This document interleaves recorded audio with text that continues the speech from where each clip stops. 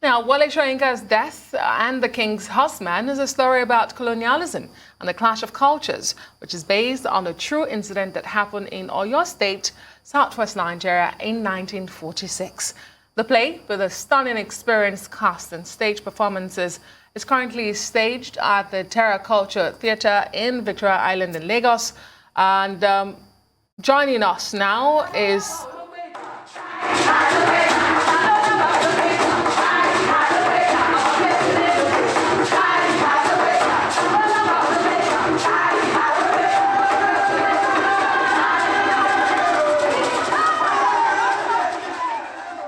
And joining us now is Joseph Umibom, the producer, as well as Ronya playing the role of Jane Pilkins.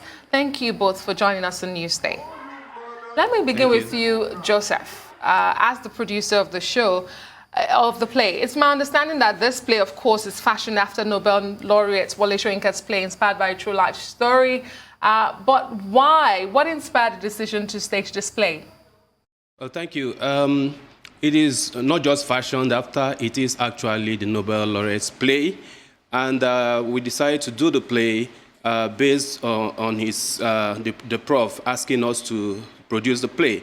Professor Soyinka actually wanted to co-direct the play with Bolanle Austin Peters last year, but due to events that happened, we all know how the year was, that couldn't happen.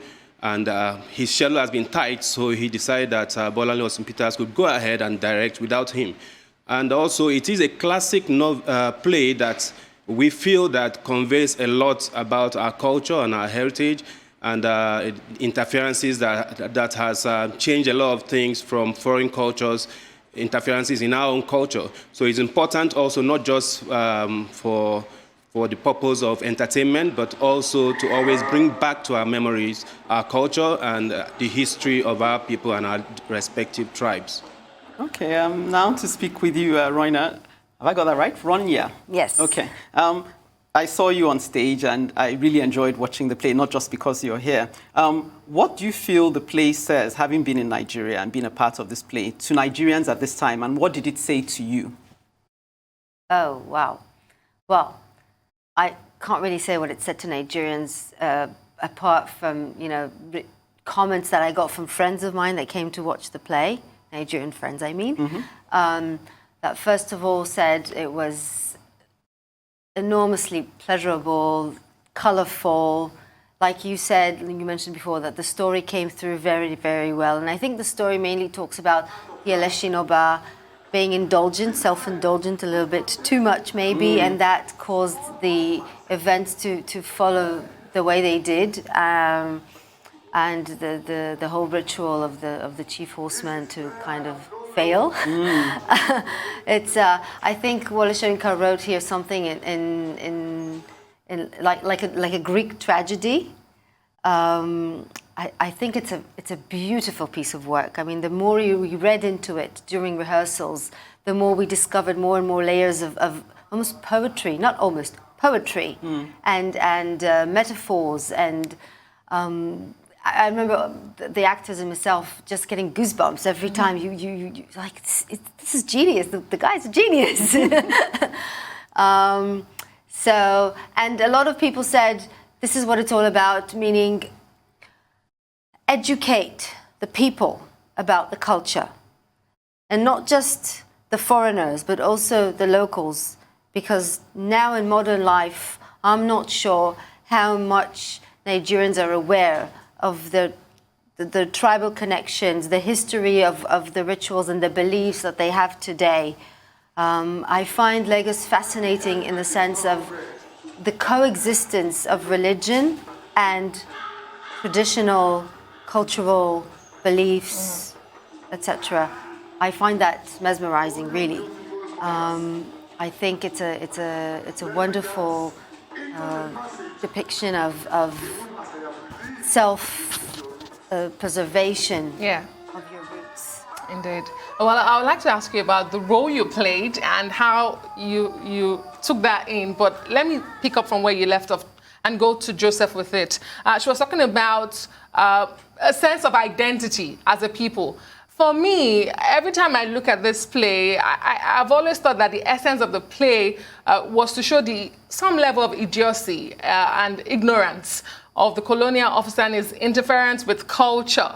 I don't know if I'm alone in that or if this is an exaggeration. How colonialism messes up a lot of things.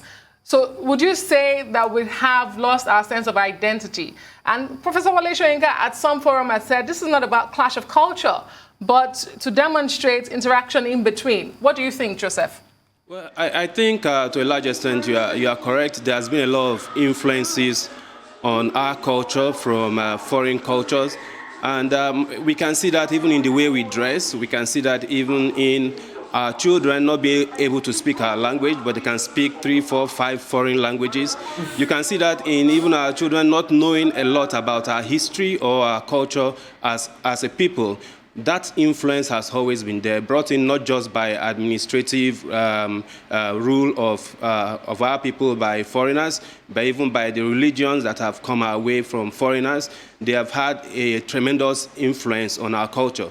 So it is important also that we start telling our story so our children may understand and know that they have an identity of their own that is completely unique and also that people love, because if you see the number of foreigners that came to see the play, they love the costume, they love the chanting, they love the music, they loved everything. The proverbs were so heavy, but then they loved it because they conveyed emotions, conveyed messages. So yes, there was an influence on the activity, what should have happened that day, what Election Oba should have done. The district officer attempted to stop that. That was because he did not understand what was going on. I leave it to everybody to decide whether it was right or wrong for the culture to be there, for somebody to kill himself to accompany the king. But at the end of the day, what we need to understand is that our culture is rich and our culture is vibrant, and it gives us an identity. It is who we are. We shouldn't just water it down, but then as much as we should imbibe the good aspect of it, we should also teach our children and let them understand these aspects of us. Okay, Ronya, our culture is rich and vibrant. It's Very. who we are. But do you also agree that our culture is also meant to be interactive? And what role do you see the theatre as playing in terms of introducing that conversation about culture and who we are? Let me just ask you, what do you mean by interactive? Well, something that you engage with relevant to what it means to you. So you appropriate what aspects of culture you identify with, as opposed to it's almost like it's imposed on you. Well, first of all, I think that theatre all over the world has a crucial role in educating, in bringing to the people, to the masses, things that are or could be hard sayings about our societies, about our governments, about all kinds of things, about religion, about all kinds of things. It's been like that since day one, since storytelling started, really. And theatre, I think, is the most basic, wonderful form of storytelling. I think that Wale Soyinka takes that very, very well and does it very, very well in all his plays. I think, for example, I'm supposed to do a play of his in August, September, The Road. It's an adaptation in Hebrew, and it's going to be staged in Israel. So the wonderful thing is that play, The Road, was written in Nigerian atmosphere and reality, but it can be adapted to so many different realities because the sayings that it has about society is exactly that. It can be applied to many. Yes, exactly. Can be applied to many others. So. Okay. She wanted to ask you something. Yes, so I was going to ask you very quickly because I have a question for Joseph. Very quickly, you played the role of Jane Pilkins, who is the wife of the interfering officer. How did that come to you when you knew you were going to play the play, of course, by Bolanle Austin Peters, international repute? How did you take that in? You were also interfering, might I add. The wife was also interfering as well. Yes, she was. What was that role to you? Yes. Well, to make a long story short, of course, working with BAP is everyone's dream come true. She's a wonderful person. not to say talented Of course. immensely. Playing the role of Jane Pilkins was so important for me because I think she is the one character in the play that transcends from that ignorance of culture to understanding, or at least accepting and getting to know and wanting to know that culture that is so foreign to her. And that was so important for me to play that role. I felt so honored to play it. Okay. Because my love for this culture All right. and the journey that I did myself.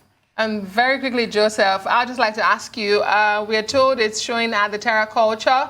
Is it still on? And can we see it? And of course, quickly add to that, how has the pandemic treated plays in Nigeria, the theater?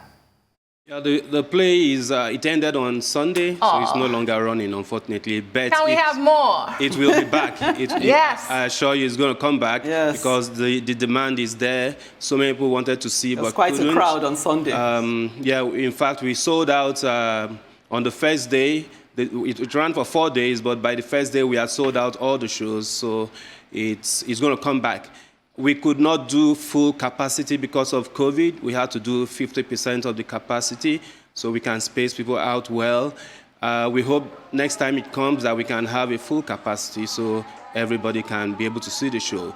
But COVID has really impacted on the industry because a lot of people are afraid of doing stuff, knowing well that 50% capacity would be difficult for you to be able to recover your costs of production, which is even difficult at 100% to recover from ticket sales. You know, how much more at 50%. So it has slowed down a lot of activity in the theater industry. We are hoping that it will pick up so we can do more and tell a lot more of our stories. Okay, well, thank you, Joseph, producer, and Ronya. All the best with your project, The Road, when you do get to doing it. Thank you so much. Thank you. Boys as a blade of grass and tickles the armpits of the past. My memory needs no cross in Alaafin. But what do you wish to say to me? If you cannot come, swear you will tell my favorite horse. And I shall ride through the gates all alone. And yes, your Alaafin's message will only be read when it's no